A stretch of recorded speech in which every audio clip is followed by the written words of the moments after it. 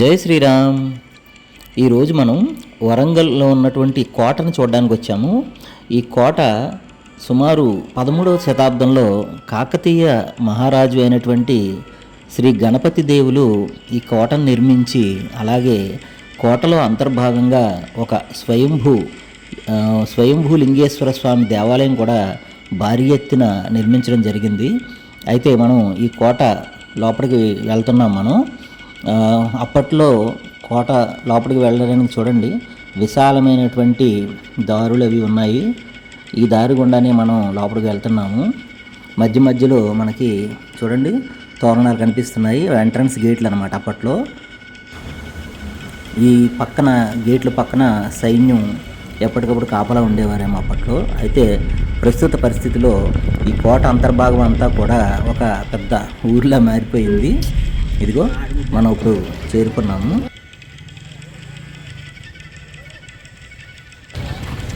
Hi friends, జై శ్రీరామ్. ఇప్పుడు మనం వరంగల్లోని రాజుగారి యొక్క కోట మధ్య ప్రాంతంలోకి వచ్చాము. ఇక్కడే స్వయంభూ లింగేశ్వర స్వామి దేవస్థానం అనే ఒక ప్రాంతానికి వచ్చామన్నమాట. మనం లోపలికి వెళ్తున్నాం మనం.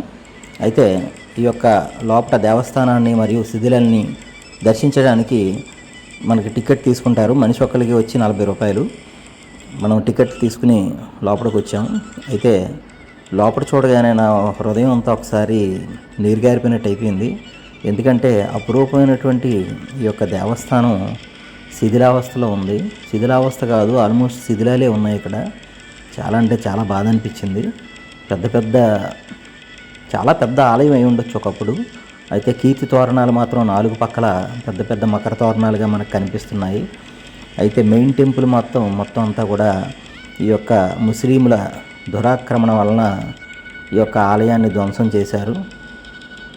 ఈ తోరణాలు మాత్రం వరంగల్ కీర్తిని చూపిస్తున్నాయి. ఇంకా మనకి పడిపోయిన శిథిలాల మధ్య ఎంతో సుప్రసిద్ధమైనటువంటి స్వయంభూ లింగేశ్వర స్వామి ఆలయం జాడల్లో మనం ఉన్నప్పుడు ఎలా నాశనం చేశారో చూడండి. ఈ యొక్క ఆలయం కాకతీయుల శైలిలో సున్నితమైన చెక్కడాలు మరియు భారీ రాతి స్తంభాలతో నిర్మించారట. సుప్రసిద్ధ కాకతీయ తోరణాలు కూడా మనకు కనిపించాయి కదా, ముందు చూసాం కదా. అవి మాత్రం చాలా నిలకడగా ఉన్నాయి. ఎన్నో శిల్పాలు చూడండి.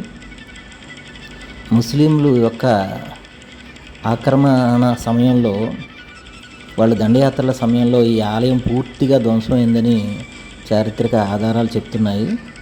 అయితే ఆలయంలో చూస్తున్న ప్రతి శిల్పం కానీ, ప్రతి స్తంభం కానీ మనల్ని ఏదో వింత అనుభూతికి లోంచేస్తుంది. అయితే ఇక్కడ కొన్ని గ్రానైట్ రాళ్ళతో చేసిన ఇవి ఉన్నాయి. అలాగే కొన్ని ఎర్రరాతితో చేసినటువంటి శిల్పాలు కానీ స్తంభాలు కానీ మనకు కనిపిస్తున్నాయి. అయితే ఈ యొక్క దేవస్థానాన్ని నాకు తెలిసి 2-3 రకాల రకరకాల స్టోన్స్ తోటి నిర్మించడం జరిగి ఉండొచ్చు. ఇందులో విగ్రహాలకి ప్రత్యేకించి గ్రానైట్ని ఉపయోగించినట్టుగా తెలుస్తుంది. చూడండి, అద్భుతమైనటువంటి ప్రతిభా పాటవాన్ని, శిల్పకళా నైపుణ్యాన్ని కూడా ఇక్కడ చూడండి. మీకు చూస్తున్నారు కదా, ఎన్నో అద్భుతమైనటువంటి శిల్పాలు. ప్రతి శిల్పానికి ముక్కులు, చెవులు, చేతులు నరికేసి వాళ్ళ యొక్క పైశాచిక ఆనందాన్ని వ్యక్తపరిచారేమో ఆ రోజుల్లో ముష్కరులు. చాలా అంటే చాలా దారుణం కదా. మనం ఎంతో ప్రేమగా, ఎంతో ఇదిగా చూసుకునేటువంటి దేవీ దేవతల యొక్క మూర్తుల్ని నిర్దాక్ష్యంగా ముక్కలు చేసేసి ఇష్టం వచ్చినట్టు నాశనం చేసేసారు. చాలా అంటే చాలా దారుణం. కొన్ని శిల్పాలు అయితే ఇంకా జీవం ఉన్నట్టుగానే మనకు గోచరిస్తున్నాయి. ఇదిగో చూడండి, ఎంత అద్భుతమైనటువంటి శిల్పాలు. ఎన్నో దేవీ దేవతల శిల్పాలు మనకి కనిపిస్తున్నాయి. ఇంత అపురూపమైనటువంటి శిల్పాలు, స్తంభాలు, ఆ యొక్క కళ చాలా అరుదుగా ఉంటుందేమో. అయితే ఇటువంటి కళలు కానీ, ఇటువంటి సాంప్రదాయాలు, సంస్కృతి కానీ ఈ కాలంలో కనుమరుగైపోయింది. ఎన్నో విగ్రహాలు చూడండి, భైరవుడి విగ్రహం ఉంది, దక్షిణామూర్తి విగ్రహంలా అనిపించింది నాకు. ఎన్నో విగ్రహాలు అలాగా చాలా దీనావస్థలో కనిపించినట్టుగా నాకు అనిపిస్తుంది. అయితే ఎన్నో మకర తోరణాలు, ఎన్నో స్తంభాలు, కూల్చేసిన ఆనవాళ్ళు మొత్తం ఎలా ఉందంటే అక్కడ ఏ చిన్న విగ్రహానికి కూడా ముక్కులు కానీ ఇవి కానీ లేవు, మొత్తం కొట్టేశారు, నాశనం చేశారనమాట. ఈ స్తంభాలు చూడండి, ఈ స్తంభాల మీద చెక్కినటువంటి నబిసీలు చూడండి. అప్పట్లో ఆర్కిటెక్చర్ చాలా గొప్పది. అయితే వీటిని ఎలా చెక్కారో ఇప్పుడు కూడా ఎవరికి అర్థం కాదు. ఏ మిషన్స్ ఏమన్నా వాడారా, అప్పట్లో సాంకేతిక పరిజ్ఞానం ఎలా ఉండేదో కూడా ఎవరికి ఊహకి అందదు. అయితే ప్రతిదీ కూడా చాలా మెజరబుల్గా, చాలా జాగ్రత్తగా, చాలా అద్భుతంగా చెక్కడం చిన్న విషయం కాదు కదా. చూడండి, ప్రతి డిజైన్లోని ఒక రకమైనటువంటి ప్రత్యేకత కనిపిస్తుంది మనకి. ఇది కిటికీ అయి ఉండొచ్చు మందిరానికి. పెద్ద పెద్ద ఆలయాల్లోకి గాలి రావడానికి మధ్య మధ్యలో చూడండి గోడలకి కిటికీలు అమర్చేవారట. ఇక్కడ నుంచి చూస్తే కనుక ఆలయం ఒకప్పుడు ఎంత పెద్దదో ఉండేదిలా ఉండేది. చాలా పెద్ద ఆలయంలాగా అనిపిస్తుంది. చాలా అంటే చాలా పెద్ద ఆలయం ఉండేదిలా ఉండే ప్రాంతంలో ఉంది ఇది.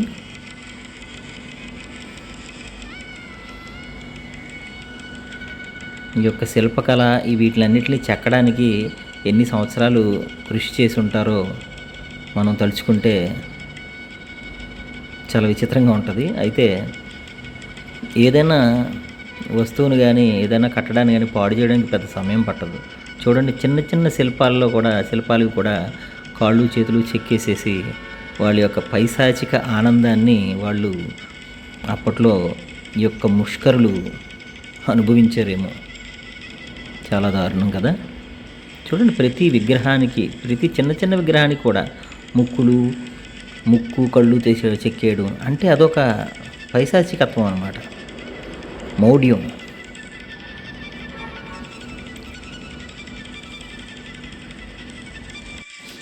ఇది గర్భాలయంలోకి వెళ్ళడానికి దారిలాగా ఉంది. ఇక్కడ స్తంభాలన్నీ వరుసగా కనిపిస్తున్నాయి చూడండి. ఈ స్తంభాల మీద అదిగో ఇది ఎంట్రన్స్ అయ్యి ఉండొచ్చు బహుశా. అయితే చాలా స్తంభాలని పడిపోయినాయి కదా, వీటిలన్నింటినీ కూడా కొద్దిగా గవర్నమెంట్ వారు అమర్చారు, పురావస్తు శాఖ వాళ్ళు. ఇప్పటికీ కూడా మన దౌర్భాగ్యం ఏంటంటే ఇలాంటి సంపదను మనం పూర్తిగా రక్షించుకోలేకపోతున్నాం. ఎందుకంటే ఎవరు దీన్ని పట్టించుకోరు. చిన్నపిల్లలైనా పెద్దవాళ్ళైనా ఇష్టం వచ్చినట్టుగా ఆ విగ్రహాలను పాడు చేయడం, ఇప్పటికీ ప్రజెంట్ పరిస్థితిలో కూడా ఆ విగ్రహాలను పాడు చేయడం, ఆ విగ్రహాల మీద ఎక్కడం ఇంకా ఇలాగే జరుగుతుంది. చూడండి, ఎంతో చక్కగా చెక్కారు కదా. ఇలాంటివి ఇప్పుడు కాలంలో చెక్కాలంటే కంపల్సరీగా మిషన్స్ కావాల్సిందే. అప్పట్లో వాళ్ళు ఏ టెక్నాలజీ వాడారో మనకి తెలియడం లేదు. అయితే కంపల్సరీగా ఒక సాంకేతిక పరిజ్ఞానాన్ని వాళ్ళు వాడి ఉండొచ్చు. ఈ టైపు స్తంభాలని చెక్కడం అంటే అంత ఆషామాషి కాదు, చాలా స్కిల్ కావాలి. అలాగే చూడండి, స్తంభాల యొక్క ఇవి కానీ, స్తంభాల మీద ఉన్నటువంటి విగ్రహాలు కానీ చాలా అద్భుతం. ఇందో భైరవ స్వామిలా కనిపిస్తున్నారు విగ్రహాలు. చాలా వరకు కాదు, ఆల్మోస్ట్ అన్ని విగ్రహాలు నాశనం చేసేసారు. అప్పట్లో ముష్కర్లు ఇలాగే ఉండేవారేమో, నాశనానికి పేరుగా. చూడండి, అక్కడ కిటికీ చూసాం కదా మనం. ద్వారానికి ఇరుపక్కల చూడండి కిటికీలు చూడండి ఎంత చక్కగా చెక్కారో. లోపల కూడా ఒక రకమైన డిజైన్ చూడండి ఎంత అద్భుతంగా ఉందో. గాలి వెలుతురు లోపలికి రావడానికి వీలుగా చాలా అద్భుతంగా చెక్కారు. ఇవి ఆర్కిటెక్చర్ వండర్ అన్నమాట. ఇది ఆలయానికి మరొక ద్వారం అయి ఉండొచ్చు. ఇది కూడా చూడండి గ్రానైట్తో చెక్కి ఉండొచ్చు ఇది ఒక్క ద్వారాన్ని. ఆ ద్వారానికి ప్రతి ప్రతి అంగుళానికి కూడా శిల్పాలు ఉన్నాయి.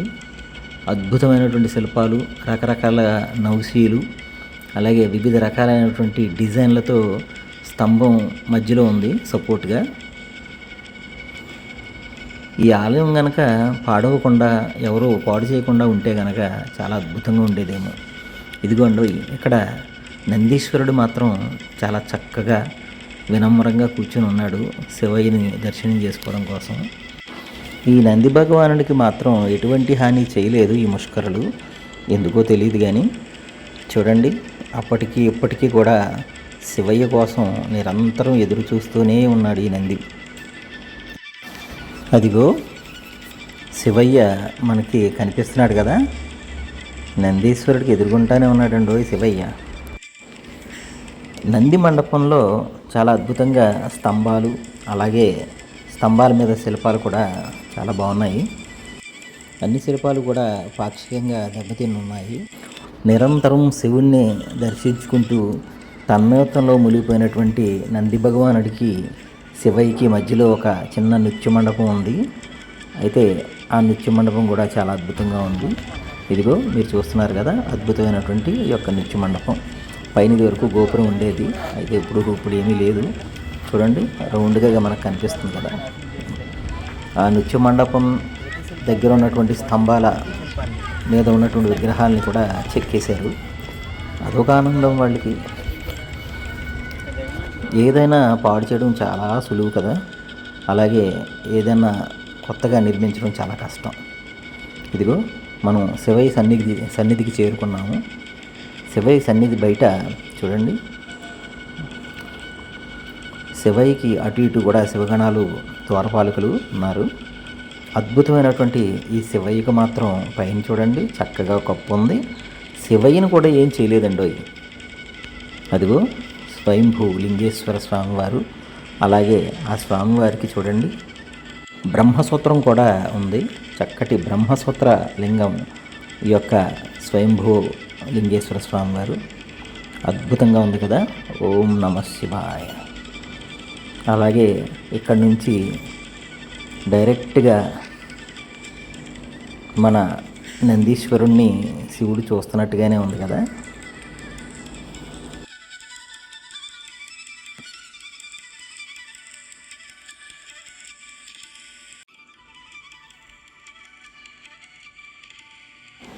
ఇంకా ఇక్కడ అనేక విగ్రహాలు, చక్కటి శిల్పాలు మనకి గోచరిస్తాయి. చూడండి, ఈ యొక్క నిర్మాణం కూడా చాలా పెద్ద ఆవరణలో నిర్మించారనమాట. ఇక్కడ చూడండి, శ్రీ బొజ్జగణపయ్య ఉన్నారు ఇక్కడ. ఇది కూడా చాలా అద్భుతంగా ఉంది. గం గణాధిపతే నమః. ఈ ఆలయం కనుక పాడవకుండా ఉంటే చాలా అద్భుతంగా ఉండేదేమో కదా.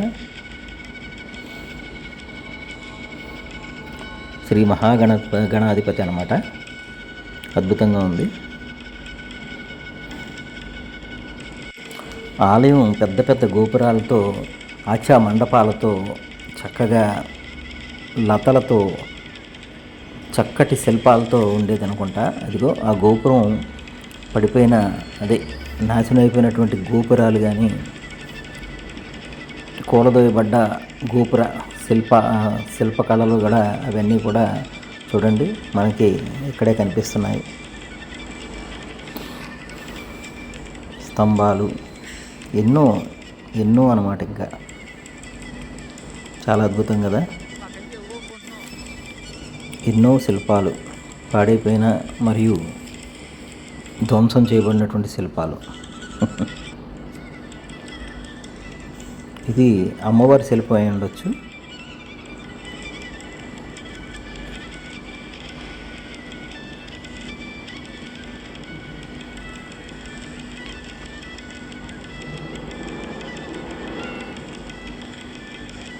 చూడండి, ఇక్కడ అన్నీ కూడా నంది మరియు రకరకాల సింహపు విగ్రహాలు కూడా ఉన్నాయి. ఇవన్నీ మందిరం పై భాగంలో ఉండేవిలా ఉన్నాయి. ఇవన్నీ కూడా అప్పుడు మందిరాన్ని డెమోలిష్ చేసినప్పుడు కింద పడిపోయి ఉండొచ్చు. ఆ కాలంలో మందిర నిర్మాణానికి పెద్ద పెద్ద రాళ్ళు వాడేవారు కదా, ఆ రాళ్ళు కదిలిపోకుండా రాయికి మధ్యలో చూడండి ఇలాంటి ఉక్కుతో చేసినటువంటి లాక్స్ను ఉపయోగించేవారు. అప్పట్లో ఈ యొక్క టెక్నాలజీ చాలా గొప్పది కదా. ఈ యొక్క టెక్నాలజీ, ఈ యొక్క రాయికి మధ్యలో ఈ ఐరన్ యొక్క కరిగించి ఈ యొక్క మెటల్ని దాంట్లో లాక్ కింద వేసేవారట. దానివల్ల రాయి కదలకుండా స్ట్రాంగ్గా ఉండేది అనమాట. అలాగే ఈ పక్కన చూడండి ఒక ఆలయం ఉంది. ఇది కూడా శివాలయమే. అయితే నాకు తెలిసి ఈ యొక్క ఆలయం పెద్ద ఆలయానికి ఉన్నటువంటి చిన్న ఉపాలయంలాగా నాకు అనిపించింది. ఇక్కడ కూడా శిల్పకళ చాలా అద్భుతంగా ఉంది. ఇక్కడ కూడా చాలా అద్భుతంగా బాగా కట్టారు. ఇక్కడ కూడా కొన్ని శిల్పాలు, పాడైపోయినటువంటి శిల్పాలు, నాగదేవత శిల్పాలు, విగ్రహాలు కూడా ఇక్కడ ఒక పక్కన పెట్టారు. పాడైపోయినటువంటి విగ్రహాలని మనం పూజించకూడదు కాబట్టి ఇవి మందిరంలోనే ఒక పక్కగా పెట్టారు. మనం ఇప్పుడు మందిరం లోపలికి వెళ్దాము. మందిరంలోకి మనం అడుగు పెట్టగానే ఇక్కడ కొన్ని శాసనాలు మనకి దర్శనమిస్తాయి. అయితే ఈ యొక్క శాసనాలు తెలుగు మరియు కన్నడ లిపిలా మాకు అనిపించింది. ఇది సరైన లిపి ఏం లిపి మనకు పూర్తిగా తెలియదు. అయితే తెలుగు అయి ఉండొచ్చు. ఈ యొక్క లిపిలో ఈ యొక్క శాసనం మనకి ఏం తెలియజేస్తుందో కూడా మనకు పెద్దగా తెలియదు దీని గురించి. అయితే చాలా వరకు శాసనాలు ఉన్నాయి ఇలాగా. అయితే ఈ మందిరం చూడండి, లోపల కూడా రాతికి మధ్యలో జాయింట్ ఉంటుంది కదా, ఆ జాయింట్ కూడా మనకి ఎక్కడ కనిపించడం లేదు. అంటే అంత చక్కగా వీటిని తయారు చేశారనమాట మన పూర్వీకులు. ఈ దేవస్థానం ప్రస్తుతం మూసివేయబడి ఉంది. అయితే ఈ సమయంలో ఆలయం తెరవరట. ఇక్కడ కూడా కొన్ని విగ్రహాలు పాక్షికంగా దెబ్బతిన్నట్టున్నాయి. వీటిని కూడా గుడి ఆవరణలోనే పెట్టారట. అదిగో చూడండి. ప్రధాన ఆలయ గోడలు మనకి ఇంకా చిన్న గోడలు మనకు కనిపిస్తూనే ఉన్నాయి. మధ్యలో ముందుగా చెప్పాను కదా ఐరన్తో లాక్ చేసేవారని, కొన్ని చోట్ల అవి పోయినట్టున్నాయి. అవి కూడా మనకి ఆనవాళ్ళు కనిపిస్తున్నాయి. అద్భుతమైనటువంటి ఈ యొక్క స్వయంభూ లింగేశ్వర స్వామి వారి దేవస్థానం చాలా బాగుంది. మన ఆర్కియాలజీ డిపార్ట్మెంట్ వారు చాలా వరకు వీటిని సంరక్షించారు. అయితే ముఖ్యంగా నేను తెలియజేయదు ఏంటంటే, మన పిల్లలు కానీ మనం కానీ ఈ యొక్క విగ్రహాలని పాడు చేయకుండా ఉంటే మన యొక్క చరిత్రని, మన పూర్వీకుల యొక్క అత్యంత గొప్ప శిల్ప సంపదని కూడా మన ముందు తరాల వారికి చూపించడానికి అనువుగా ఉంటాయి. అంతేగాని ఆల్రెడీ పాడైపోయి మొక్కలైపోతున్నటువంటి యొక్క విగ్రహాలని, వాటిని ఇంకా పాడు చేసి మనం తప్పు చేయకూడదు. చూడండి, ఈ మధ్యకాలంలోనే ఇవి కొంచెం డ్యామేజ్ అయ్యామని నాకు అనిపిస్తుంది. ఏదేమైనప్పటికీ కూడా ఇది మన పురాతనమైనటువంటి సంస్కృతి సాంప్రదాయాల సమ్మేళనం కాబట్టి వీటిని మనం రక్షించుకోవాలి. చూశారు కదా ఫ్రెండ్స్, ఈ వీడియో కనుక మీకు నచ్చినట్టయితే నా ఛానల్ని లైక్ చేయండి, ఈ వీడియోని 10 మందికి షేర్ చేయండి, నా ఛానల్ని సబ్స్క్రైబ్ చేయండి. ఇలా ఎన్నో మందిరాలు, ఎన్నో దేవస్థానాలు మనకి మన పూర్వీకుల యొక్క నైపుణ్యాన్ని, వాళ్ళ పనితనాన్ని మనకి కళ్ళకి కట్టేటట్లుగా చూపిస్తున్నాయి కదా. మళ్ళీ మంచి వీడియోతో మళ్ళీ కలుద్దాం. అంతవరకు జై శ్రీరామ్, హర హర మహాదేవ.